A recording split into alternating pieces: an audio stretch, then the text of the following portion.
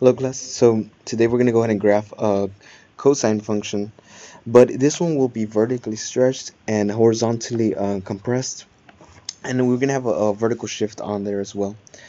So the first thing that we want to go ahead and do is identify what is all our amplitudes, our compressions, our phase shifts, our period, and stuff like that.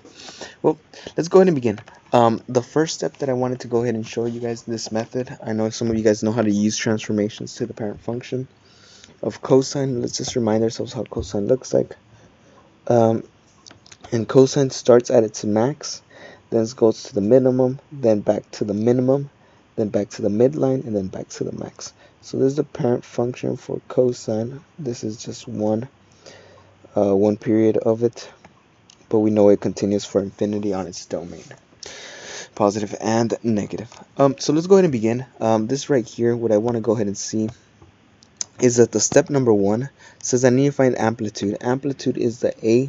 In this case right here, amplitude will be my 3. So that will tell me from my midline, it has an amplitude of 3. So from my midline, it will go up 3 and down 3 from my midline. Okay, period. How do I find my period? Well, I need to go ahead and notice that the period is going to be the period of cosine. So we know the period of cosine without any compression is from 0 to 2 pi. That's how long it takes for this function to go ahead and repeat itself. Other than that, it's just pretty much copied and pasted over. So what the second step tells us to do,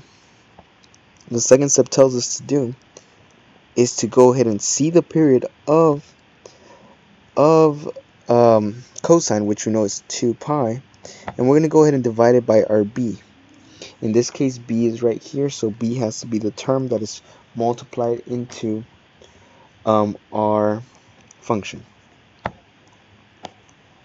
So let me go ahead and give myself a little bit more space. It's not working for me. Here you go. So here I can see that b is this part right here, this 1/2. So I'm going to go ahead and get my period and divide by 1/2. So we all know that when you have 2 pi and something is being divided by a fraction, that's the same thing as multiplying by the reciprocal, so 2 over 1. To make this easier on myself, I'm going to put a 1 right here because everything is over 1. And I multiply fractions by numerator times numerator, that is 4 pi, and denominator times denominator, so 1 times 1 is 1. So my period for this transformed cosine function is 4 pi. So it will take 4 pi to go ahead and repeat this graph. Step number 3. Step number 3 says I need to find my phase shift. So my phase shift is pretty easy. All I have to do is find whatever is inside the parentheses, and I set it equal to 0. So this one, we have all of this 1/2 theta. All of that is inside my parentheses, so I'm going to go ahead and get all of that and set it equal to 0. So I have 1/2 theta equals 0, and all I'm doing is solving for x, or solving for theta in this case. So we have that is being multiplied by 1/2, so all I got to multiply by the reciprocal. I got theta is equal to 2 times 0 is just 0. So why is this important? Well, this will tell me the horizontal, where it begins on the horizontal. So where it starts on the horizontal only. It is not talking about the height, just where it starts on my number line. The height will be something else. Okay, let me go ahead and scroll up for step number 4. Step number 4, I'm going to go ahead and do it in green. Fourth step says then I need to find out what it increases by. So we know the period of this transform function, right? We found it was over here. And we're dividing into sections of 4. Okay, the reason for that is because we can break down the parent function into those intervals that I showed in class, and we can see the characteristics and the major critical points. And it also has to do with the critical points that we found on the cosine, the unit circle. If you guys remember, these points right here. Okay. Alrighty, so the fourth one says get my period. This is 4 pi. I'm going to go ahead and do it here. Oops. It's not working for me.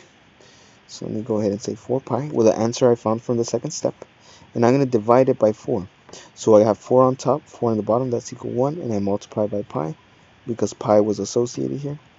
So this function will increase by a factor of pi each time. And here's where we're going to go ahead and use that in a little bit. Okay, almost done. The fifth step. Let me see if I can go ahead and scroll down here. It's not letting me. Cool. So the fifth step says find the midline. The midline is the vertical shift.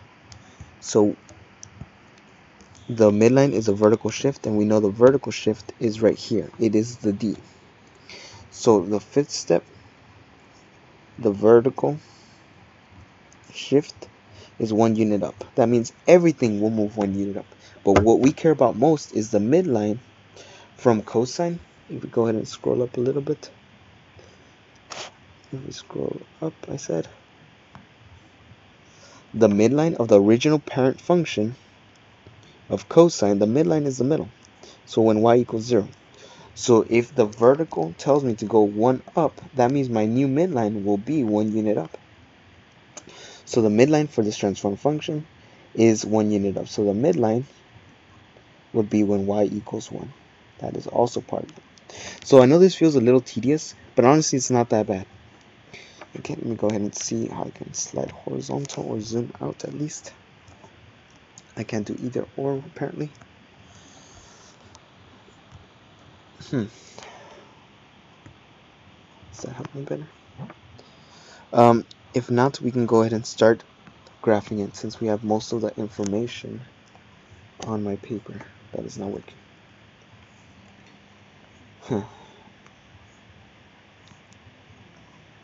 Okay. So the first thing we're going to go ahead and do is make a little axis right here. That won't work. So I'm going to go ahead and do a little axis. Apparently not.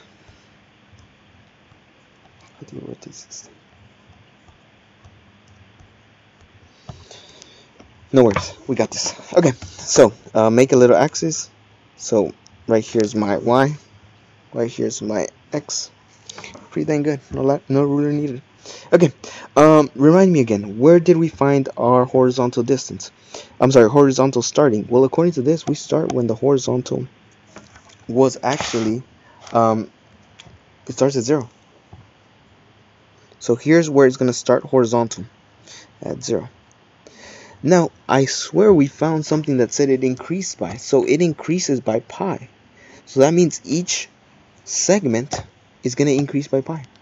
So that means my next part will be pi, right? Because 0 plus pi. Then I'm going to go ahead and add another pi. That is pi plus pi. That's 2 pi's. If I add another pi, that gives me 3 pi's. I'm going to go ahead and add another one. That is 4 pi's. Pretty cool. So why did I stop at 4 pi? What is our period?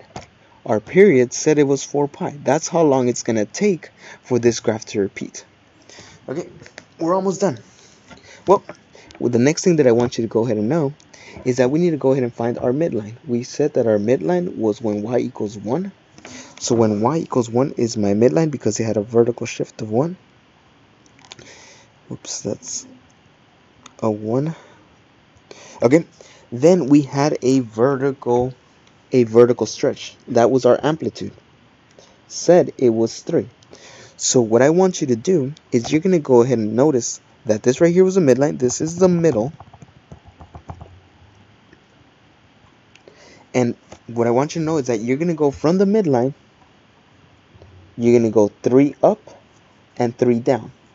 When you go 3 up, that will be your max. When you go 3 down, that will be your min.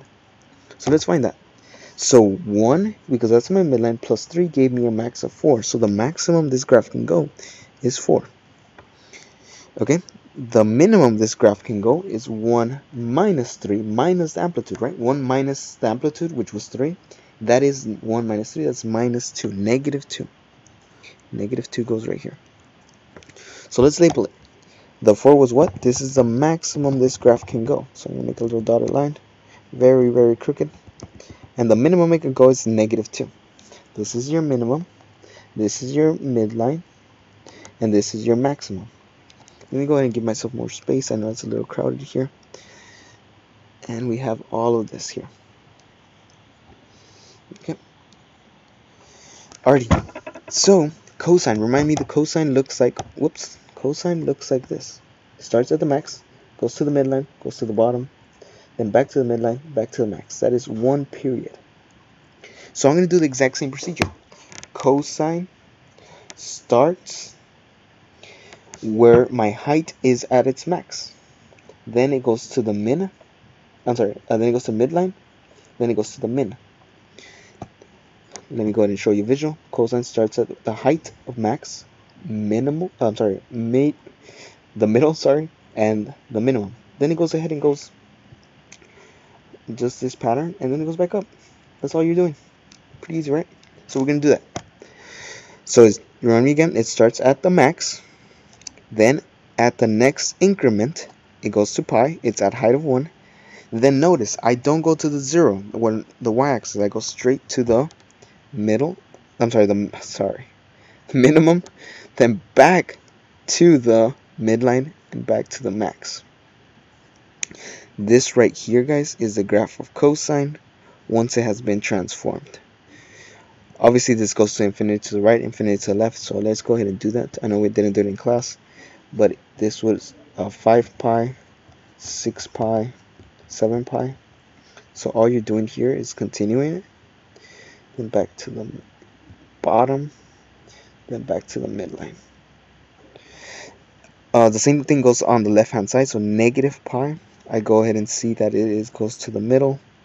Then at -2 pi will be over here. Pretty dang cool. This is the graph for our transformed version. I believe it was 3 cosine 1/2 theta plus 1 equals y. That should be the answer. Okay. Awesome. Thank you guys. Goodbye.